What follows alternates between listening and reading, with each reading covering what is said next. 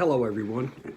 Welcome. It's day 26. It's Holy Thursday, and we're going to start off with we're doing Italy tonight. Now, Italy's one of my favorite countries of wine. I love the Italian grapes. Matter of fact, I wore a little looks like the red and white tablecloth kind of thing tonight for you. But there's two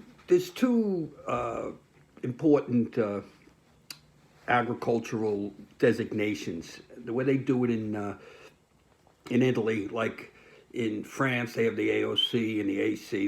They have the DOC and the DOCG.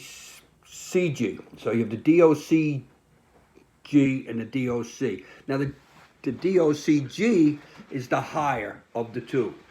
Then that's about 70, 73, I think, vineyards in it, where the DOC is a little considered substandard when they did it. They did it in 1980s because they wanted to protect the older Barolos and the better wines. Said, listen, we want to be classified at a different level like the French.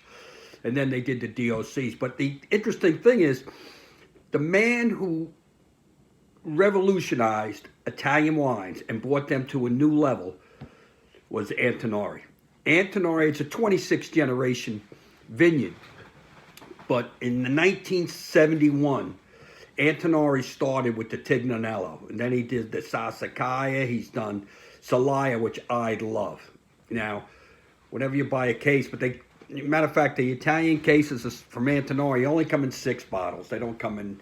Years ago, I bought a bunch of cases. I was a little disappointed because it only comes in 6 bottles. But Celaya, the man, Enzo Ferrari, took a back seat. And it's hard to take a back seat for Enzo Ferrari because he doesn't make 4-seat cars. But the man in the 80s in Italy was Antinori. Now, you pay up for his wines, but you're getting great wines. Now, he makes the Villa Antinori. They're inexpensive. Chianti, which is about $17. And then you can buy his Papadella, which he took over, which is an excellent wine. All his wines are good. But when he made the grape, he wanted to compete with the first growers of France. And he did it. And he is the man.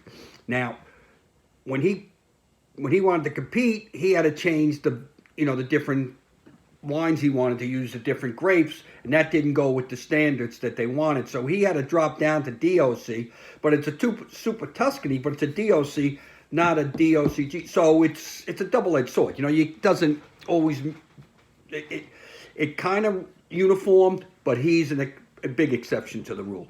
Now, your better wines, you have your Brunellos, your Di Montepulcianos, you have Barbarescos, Chianti Classicos. Now, one of my favorite is the Britannia Amarone.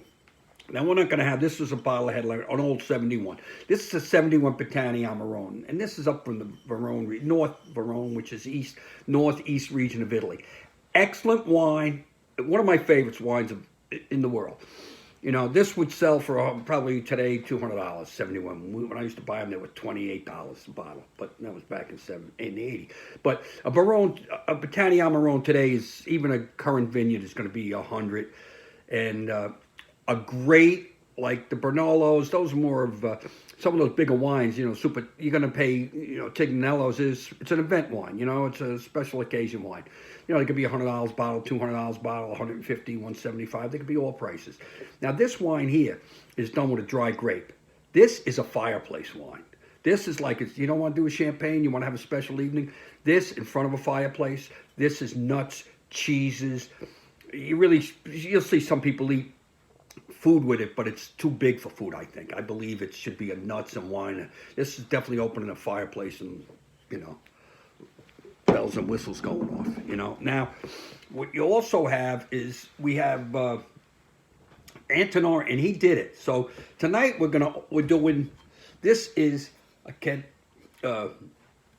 Cantina Zaccanina. Now this is a DOC, and this is more of a simple pasta wine. And I love what they did here with the marketing. You'll see this when you go in the store. Very sharp. They take the grape the grape thing, and they put it on there, the stem of the grape. Because it hits you right away when you walk in. Everybody's going to look at it and say, I've seen that in the store. I think it's a great marketing tool. Now, this vineyard was started in 78. They do about 3 million bottles a year in it.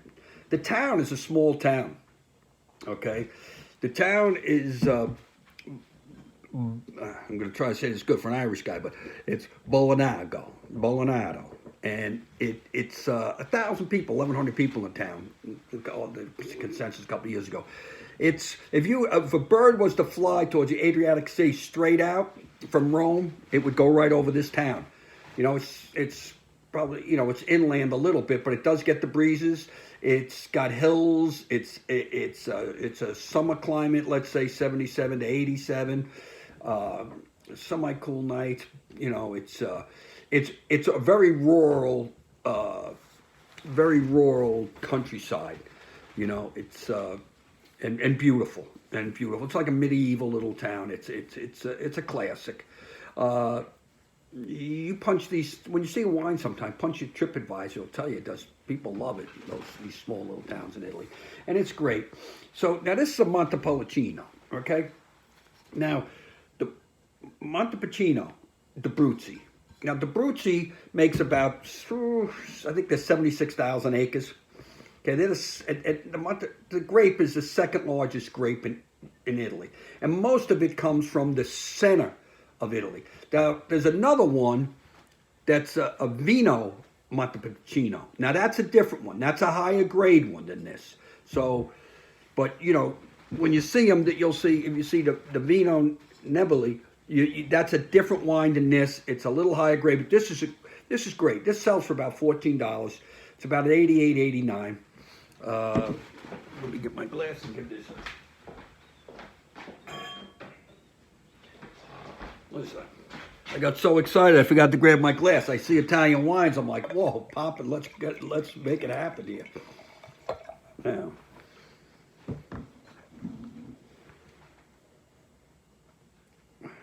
and this is done with this grape. Now the other one, the Montepulciano, is done with and it's from Montepulciano, the city of it, but that's done with a Sangiovese grape, so it's a different grape blend mixture, mostly the Sangiovese. Where this is excellent. This is calling my name. I mean, it's got, a little more color. Remember last night we were talking about the wine where you could see your fingers right through? This is a deeper red. Okay, this is a deeper red. It's not big. I'd say this is full range smell. You got the berry. Almost got like a leather smell to it.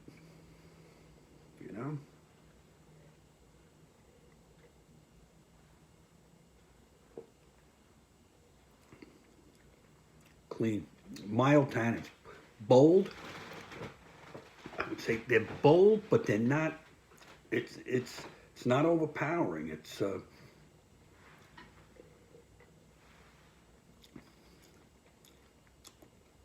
I don't know if it can be bold and graceful. I think he can be bold and graceful because this wine, it's like it's big, but it's great. The tannins are mild on this, and because these wines, these are pop and pour wines. This wine, you're not gonna sit these wines 10 years, 7 years. A lot of Italian wines, excellent wines, but some of them are only made for 3 to 4 years. But your more expensive wines, your Brunolos, your Barolas, when you buy in those wines, you're paying 40, 50. A lot more tannin in it, and the more the tannin, the more the wine can sit. This has less tannin, so it's easy to drink now. It's not as tanniny. You don't go, like you're eating a lemon here. This is a nice wine. You drink it next couple of years, it's good. It's not offensive at all. It's ready to drink. It's perfect right now. It's about, I think, a 14% alcohol level in this. This is a very nice wine. Now, with this you would do, this is a veal. This you can do pizza, some fresh soft cheese, even with some roasted peppers, and you could do Southern Italian, Northern Italian. You know, this eats with like any pasta, lasagna, or white sauce, red sauce. This is a very, very versatile wine. And it's clean. It's a very clean, soft, very good. I like that. Graceful. What do you think? Bold and graceful. New term? Now, there's this wine. There's another one that I drink. It's Marcelli. Marcelli sells for about 10 to 12. It's just like this. When you see it, the Brutes, right, and it has the vineyard name, so you know it's DOC. It's not a table wine. When you see the DOC, it's not a table wine. This is a step up, right? And it's a good wine. When you see that, they also make one called, what's it, after girl, what's the Italian word for it? Villagemma? Villagemma is, they have a wine they make from that's a 90, right? It's a 92 or 91 in rating. It sells for $70. It's considered one of the better values. This is an 88. You know, it rates at 88, 89. The other one's a 91. This is $14. The other one's 70 or 80. You know, 70 or 80. I think I go for the. I grab myself a. Well, it's up to what you want. With this, with food, and like I was saying last night, whatever's good is good. Now, I just want to say tomorrow is Good Friday, so we won't be doing a wine. Okay, we'll get together again on Saturday,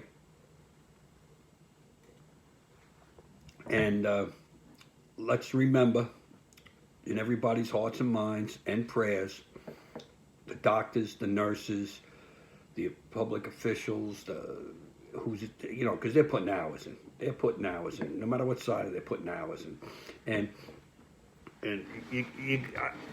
I think we're blessed that what we've had and how this thing's going as far as handling it. But listen, I want everybody to remember those and remember everybody. You know, from the store clerk, like I say, to the guy picking up your garbage, to who's ever out there working right now is compromising themselves, and especially the people that got to walk into those hospitals and those nursing homes and be with the loved ones and try to help them.